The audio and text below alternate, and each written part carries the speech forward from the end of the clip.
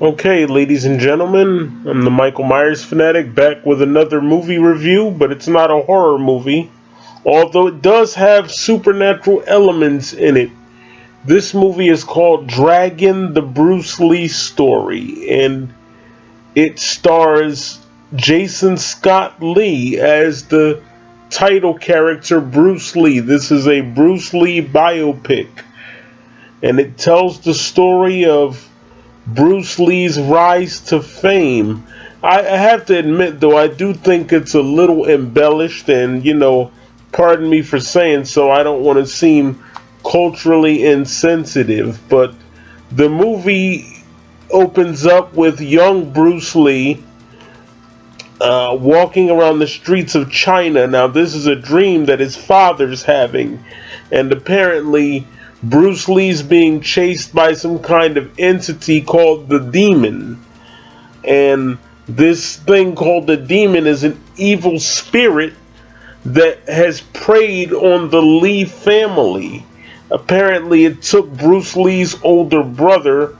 That's why Bruce Lee's father named him Sai Fong, which is a girl's name, because he didn't want the demon to know he had another son. Very interesting plot point.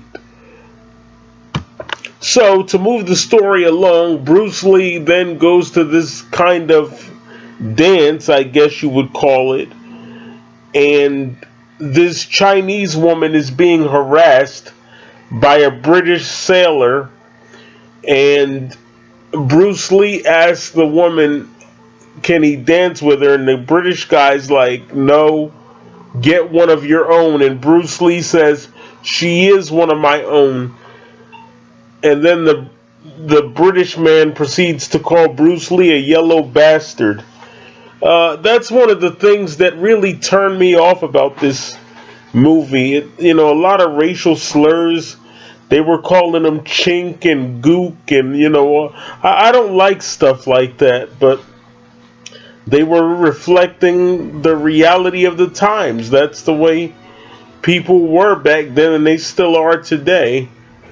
So anyway, Bruce Lee basically beats the crap out of the British sailors, and he takes the girl back to his room, and she says, thank you, little dragon. And he's all like, you can thank me later. And then he proceeds to have sex with her. Wow. Bruce Lee. He even got all the girls. Anyway, his father finds out about the fight, and his father gets upset with him. He's all like, you have to go to America, the cops will be looking for you, and he just wants Bruce Lee to have a better life. And he says, I want you to make a big enough noise so I can hear it over here. That is literally one of the greatest lines I've ever heard. The Chinese people are very creative and innovative. They can come up with these lines. Make a big noise so I can hear it over here. I would have never thought of that. That was a good one. Anyway, so Bruce Lee leaves for America, where he meets a woman by the name of Linda Emery, who would become his future wife. And he goes to America. Oh, excuse me, I did leave out one thing. When he gets to America, he's harassed by these Chinese people that work in the kitchen. He's a dishwasher, and they harass him and they throw things at him and tell him to clean it up. Again, I don't understand that about this movie. He's even being harassed by his own people. I don't know. I pick up on things, but, anyway, they harass him, and like the British people before them, Bruce Lee beats the crap out of the people in the kitchen. And then, he starts talking to Linda Emery, who would later become Linda Lee, and she's played by Lauren Holly. And he teaches her how to fight, and she wants to date him.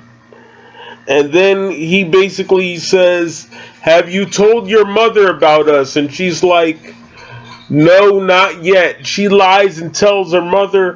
Her mother says, Linda, where are you going? She's all like, Mom, I'm going bowling, which is code word for I'm dating a Chinese guy and I don't want you to know because you're racist. But that's really what's going on.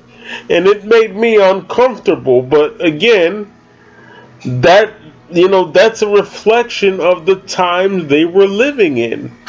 And again, that still goes on today. So once she finds out that her daughter's dating a Chinese guy, she harasses him, talking about his babies. Oh, what are your babies gonna look like? What kind of question is that? What are your babies gonna look? They're gonna look like babies. What do you mean? I don't get people, But anyway, so Bruce Lee gets upset, and rightfully so, and he runs away, Well, not technically, he doesn't run away. He drives away because he's driving away on the motorcycle. And Linda's like, Bruce, wait. And she, catches up with him, and he opens up his own Kung Fu Institute. He calls it the Junfan Kung Fu Institute. And he says he feels like he can do anything. And Linda says, you can. So a long story short, then he meets this guy named Jerome Sprout. And Jerome was played by Sterling Manser. And they're basically best friends. And then there's a scene where Bruce Lee's at a gym. And he's being harassed again because of his race. And like I said earlier, they're calling him Gook and Chink. What is all this racism stuff? I don't understand people. What's all this stuff about race? Why can't people just get along with other people? But anyway, they harass him in the gym, and Bruce Lee again beats the crap out of him. This is a pattern in this movie. They make fun of him because of his ethnicity, and he beats the crap out of him. That's the only way I can really put it.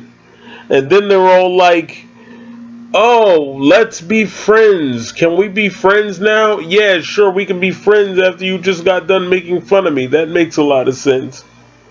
So, a long story short, he's then ordered by these, I guess they're like authorities, these Chinese authorities. They tell him, you're ordered to stop teaching martial arts to the Guai-Lo, which is defined as a Westerner. I guess they normally throw that term at an American. But yeah, they basically say you can't teach it to whites and blacks because they're the enemy. And yet, white people think Chinese people are the enemy. See, this movie is just one big racial mess. But again, I say it for the third time. That's the way it was in the 60s. And Bruce Lee has to fight this guy in order to defend his right to teach martial arts to anyone that he wants. So he beats the guy up, and he's like, do you give up? And the guy's like, yeah, I give up. And then when he has his back turned, the guy kicks him in the back, paralyzing him. Now he's all pissed off at the world because he's paralyzed, and he's yelling at his wife, and he's like, get out, I don't want you anymore. I want a divorce. Go back to your mother. And, then she tells him, suck it up, I ain't going anywhere. I'm paraphrasing it. She doesn't literally say it like that. But that's what that's what she's basically saying. I'm not going anywhere, so get over it. So, she helps him write his book, and he's writing about Jeet Kune Do. I think it's translated as Way of the Intercepting Fist. Now, there was something legit to the whole demon thing. They did believe in a family curse, because it did kill Bruce Lee's brother in real life, and then it killed Bruce Lee, and then it allegedly killed Brandon Lee. That's what some of them believe. I don't think Bruce Lee's wife believed that, but some of the locals believed that. Like, they believed if you didn't have the mirror placed on your house, and the mirror was supposed to ward off evil spirits, then the evil spirit could come and take your baby. So there was some legitimacy to that fear. Anyway, again, to speed up the story, Bruce Lee recovers, and he basically has this new theory where he can mix every style together instead of depending on the traditions of the ancient fighting systems in China and things like that. So then he says that he can beat anybody in 60 seconds, and the guy that paralyzed him in the first place comes back to challenge him again, and he's all like, I beat him before, I beat him again, and he, fights Bruce Lee. He kicks Bruce Lee in the back again, and then Bruce Lee actually beats him this time. And then after that, he ends up fighting the guy's brother on the set of the movie The Big Boss. And he beats up his brother. Basically, the next thing you know, they ask him about the Green Hornet. Although I did get that wrong. That was actually, the Green Hornet was before The Big Boss. But the point is, when he played in the Green Hornet, again, they said something about his race, and they were like, oh, he looks awfully Oriental, and so they wanted him to keep the mask on, and then they ended up canceling it after one season. I don't think that had anything to do with it. I guess it just didn't get enough ratings or whatever, but they canceled it after one season. So he basically moves on, and he's in Hong Kong because they basically treat him like crap in America. And his wife is all like, I want you to come back home with us to America.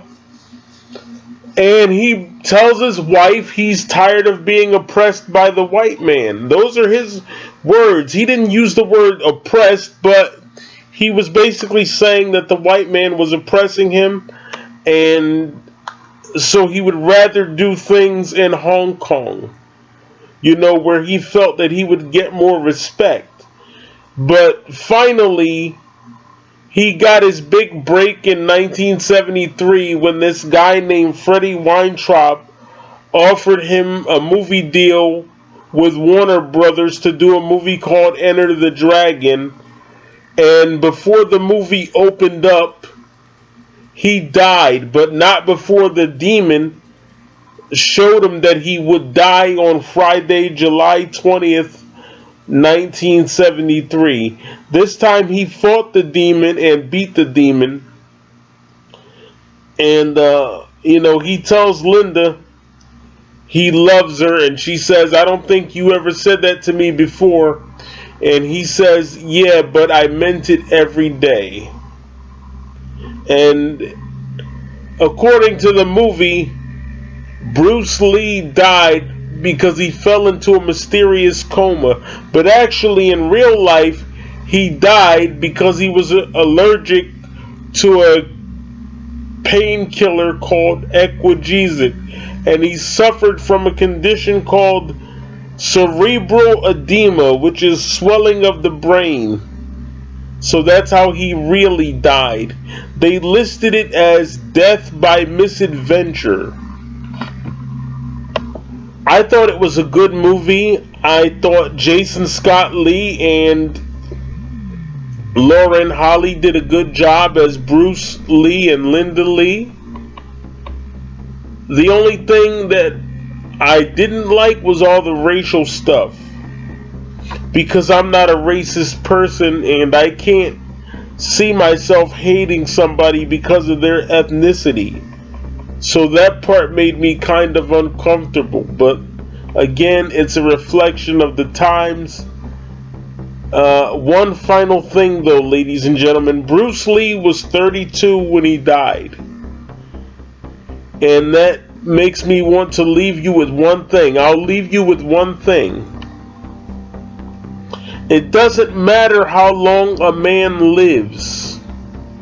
All that matters is what he does with the time that he is given while he has it. I'm the Michael Myers fanatic. I approve this message.